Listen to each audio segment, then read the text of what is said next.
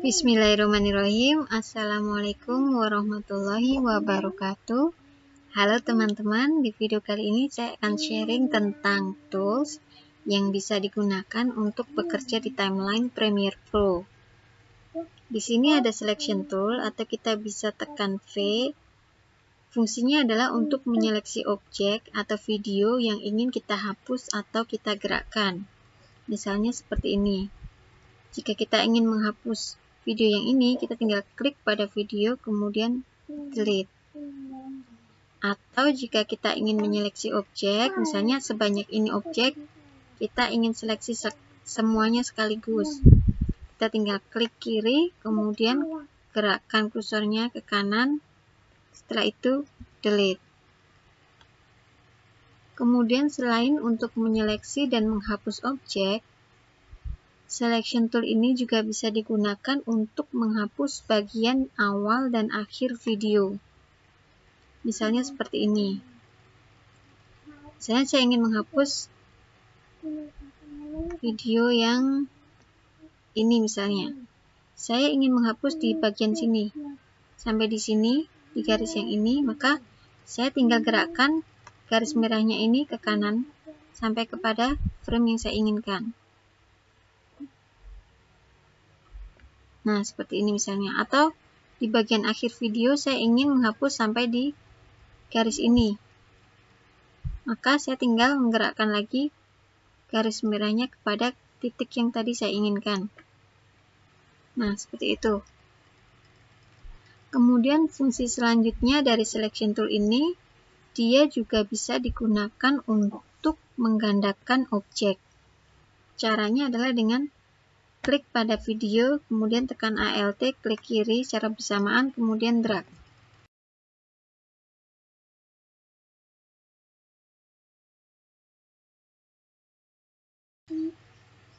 Berikutnya kita punya track select forward dan backward tool. Untuk track select forward tool ini untuk menyeleksi objek yang berada di sebelah kanan panah. Kita bisa menggerakkannya atau memindahkannya, atau kita juga bisa menghapusnya seperti ini. Sedangkan untuk track select backward tool ini kebalikannya. Dia akan menyeleksi objek yang terletak di sebelah kiri panah. Misalnya seperti ini. Nah, jika saya klik di sini, maka yang terseleksi hanya di sebelah kiri panah. Seperti ini misalnya. Jadi, yang sebelah kanan ini tidak ikut terseleksi. Kita bisa menggerakkannya, atau kita bisa juga menghapusnya.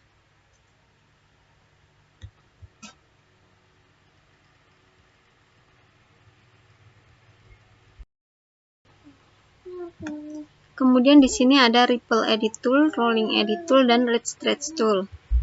Untuk Ripple Edit Tool ini, fungsinya adalah untuk memperpanjang dan memperpendek video. Misalnya seperti ini, saya punya 3 video yang saling menempel. Durasi dari video yang pertama adalah 3:14. Kemudian durasi video yang kedua adalah 1:35. Kita lihat, jika saya geserkan garis kuning ini ke kiri, maka durasi yang pertama menjadi 2:36, menjadi lebih pendek durasinya. Kemudian untuk video yang kedua, durasinya tetap. Jadi meskipun bergeser, dia tidak akan mempengaruhi durasi video yang ada di sebelahnya. Begitu juga jika kita geserkan video yang tengah ini ke kanan. Kita lihat sekarang durasi video yang kedua adalah 1:35. Kemudian durasi video yang ketiga adalah 9:34. Kita lihat, jika kita geser ke kanan, durasi video yang kedua menjadi 1:56. Kemudian durasi video yang ketiga menjadi 9:34, tetap. Jadi, pada Ripple Edit Tool ini, dia tidak akan mempengaruhi durasi video yang menempel. Kemudian berikutnya adalah rolling edit tool. Untuk rolling edit tool ini fungsinya sama, kita bisa menggeserkan video untuk memperpanjang atau memperpendek durasi. Sekarang kita lihat dulu.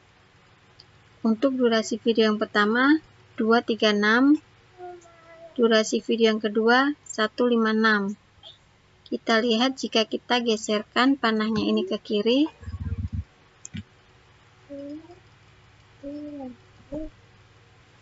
durasi video yang pertama ini berkurang menjadi 29. Kemudian video yang kedua menjadi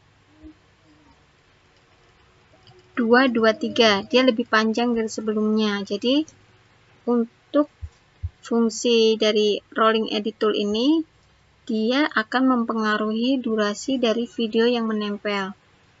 Kemudian untuk fungsi yang ketiga yaitu red stretch tool. Red stretch tool ini fungsinya untuk memperpanjang atau memperpendek video. Memperpanjang atau memperpendek durasi, tapi dia tidak akan merubah isi dari videonya. Seperti ini. Ini durasinya misalnya seperti ini. Durasinya awalnya 622, kemudian kita geser menjadi 959, seperti itu. Berikutnya kita punya slip tool dan slide tool. Saya akan bahas yang slide tool. Untuk slide tool ini fungsinya adalah untuk menggeser awal dan akhir video, misalnya seperti ini.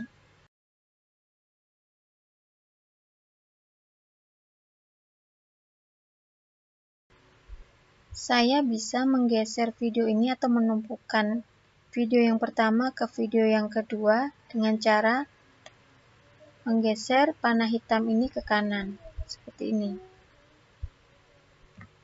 Nah, jadi langsung memindahkan awal dan akhir video menumpuk pada video yang lainnya yang ada di sebelahnya. Atau yang sebelah kiri ini, sebelah kanan ini di video ketiga ini ingin saya tumpuk ke video yang tengah, maka saya tinggal menggeser panahnya ke kiri.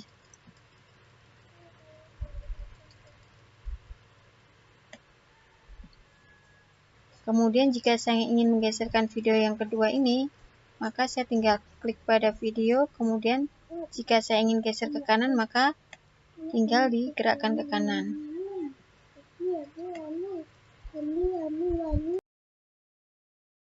Kemudian di sini ada razor tool. Razor tool ini bisa digunakan untuk memotong banyak objek sekaligus. Misalnya saya ingin memotong objek pada video kedua hingga ke audio pertama ini. Di sini saya juga sudah menyiapkan titik awal dan akhir pemotongan, sehingga saya geser dulu panah birunya ini ke kiri, ke titik awal. Kemudian saya tempatkan razor toolnya pada garis biru, setelah itu tekan shift dan klik kiri secara bersamaan. Nah, seperti ini, garis potongnya sudah terbentuk. Selanjutnya di titik akhirnya, letakkan razor tool pada garis biru, kemudian tekan shift dan klik kiri secara bersamaan. Nah, di sini terbentuk garis potongnya. Kemudian untuk memotong area, kita klik selection tool. Setelah itu, seleksi area yang akan dipotong, kemudian delete. Seperti ini. Kemudian di sini kita ada pen tool, rectangle tool, dan ellipse tool. Yang pertama adalah pen tool. Pen tool ini kita gunakan untuk membuat keyframe, untuk mengatur opacity video. Misalnya di awal video ini saya ingin opacity-nya 100. Kemudian di akhir video saya ingin buat opacity-nya menjadi 0. Maka jika videonya diputar, semakin ke kanan, videonya akan semakin gelap.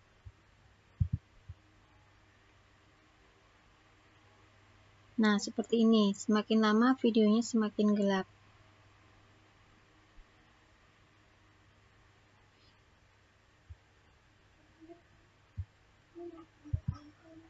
Baik, kita hapus dulu keyframe-nya.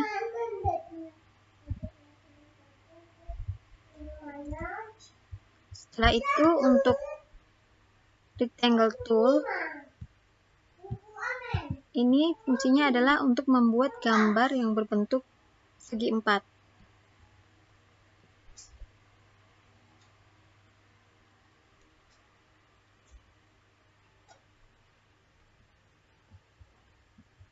Misalnya seperti ini.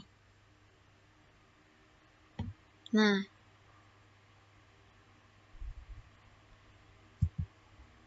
kalau untuk yang ellipse tool, ini bisa berbentuk lingkaran. Misalnya seperti ini.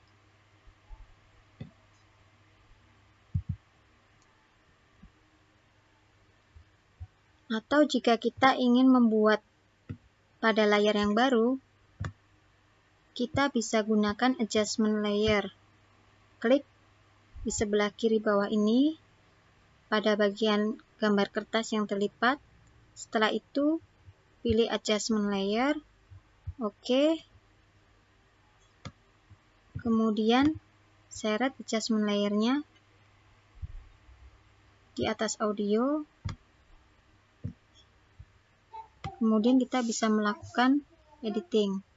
Kita bisa masukkan gambar lingkaran dan segi empatnya. Seperti ini misalnya.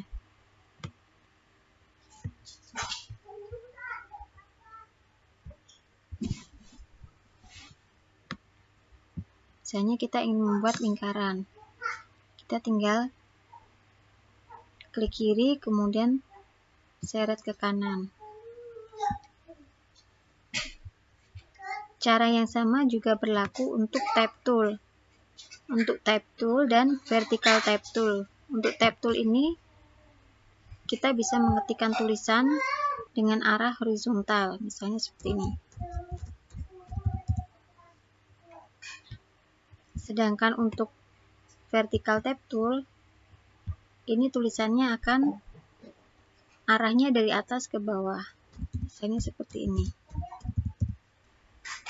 Kemudian selanjutnya adalah hand tool. Hand tool ini fungsinya untuk menggeser timeline.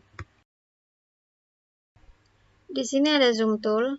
Fungsinya adalah untuk memperbesar atau memperkecil tampilan track. Untuk memperbesar, tekan Shift plus. Untuk memperkecil, tekan Shift minus. Selanjutnya di sini ada gambar gembok. Fungsinya adalah untuk mengunci track. Jadi misalnya di sini saya menggerakkan audio yang pertama, maka videonya tidak ikut bergerak.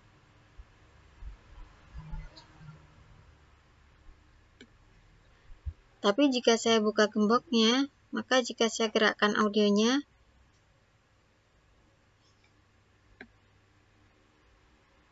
jika saya gerakkan videonya, maka audionya juga ikut bergerak.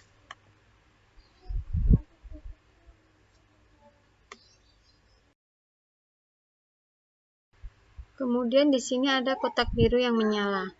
Kotak biru yang menyala ini menunjukkan track yang sedang diaktifkan.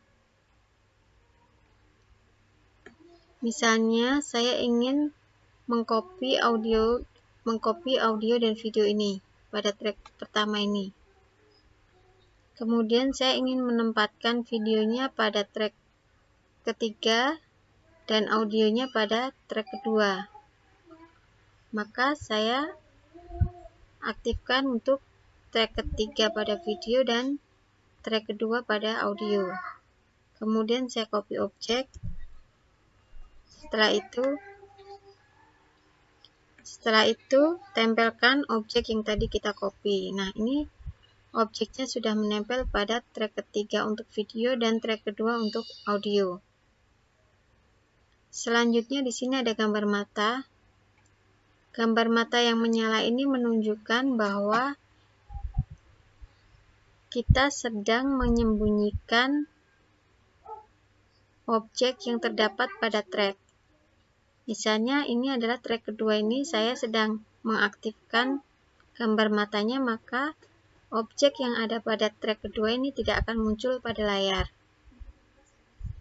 Tapi jika saya matikan, maka objeknya akan muncul. Nah, ini akan membantu kita untuk menghilangkan gambar atau tulisan naskah yang kita gunakan untuk menyampaikan informasi. Jadi nanti ketika kita akan mengekspor video atau mengekspor project, kita aktifkan tombol matanya ini supaya nanti teksnya tidak terlihat atau tidak muncul pada video yang kita buat.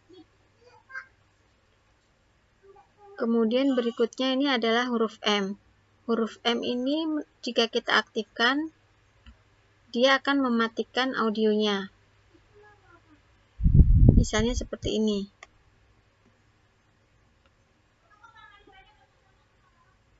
Nah, ini audionya tidak terdengar karena kita sedang mengaktifkan mute. Tapi jika kita mematikan mute, maka audionya akan terdengar seperti ini. Jadi untuk rolling edit tool ini yang kedua, dia akan mempengaruhi. Nah, seperti itu. Kemudian huruf S yang menyala ini menunjukkan bahwa kita sedang mengaktifkan mode solo. Artinya hanya audio satu yang diaktifkan. Ini akan bermanfaat ketika kita memiliki banyak audio dalam satu timeline. Misalnya di sini saya akan menambahkan 3 audio lagi. Misalnya di sini kita memiliki 4 audio. Kalau yang mute tadi kan kita menyalakan mute untuk mematikan audio. Tapi karena di sini banyak audio, daripada kita mematikan semua audionya, lebih baik kita menyalakan solo saja supaya nanti hanya ada satu audio yang sedang diaktifkan. Kemudian di sini ada gambar mikrofon. Fungsinya adalah untuk melakukan perekaman suara. Pada video sebelumnya saya sudah menjelaskan tentang cara merekam audio di Premiere Pro. Nanti saya akan sertakan linknya di deskripsi. Kemudian yang harus diperhatikan saat kita melakukan perekaman suara adalah pemilihan track. Jadi di mana kita akan menempatkan audio, maka itu yang harus diperhatikan. Misalnya kita ingin menempatkan suara kita atau rekaman yang kita lakukan ini pada track pertama. Maka yang harus kita tekan adalah atau yang harus kita aktifkan adalah mikrofon pada A1 ini. Kemudian selain memperhatikan track, kita juga harus memperhatikan titik di mana kita akan memulai perekaman suara. Misalnya saya ingin memulai perekaman di sini, jadi saya akan tempatkan mark-in-nya di sini supaya nanti perekamannya akan dimulai dari titik ini. Seperti itu. Kemudian yang terakhir adalah gambar ini, gambar panah menghadap kanan dan kiri ini. Ini fungsinya adalah untuk menambahkan track. Jika kita klik kanan pada gambar ini, maka di sini kita bisa mendapatkan atau kita bisa menambah atau menghapus track. Demikian teman-teman sharing saya kali ini, semoga bermanfaat. Assalamualaikum.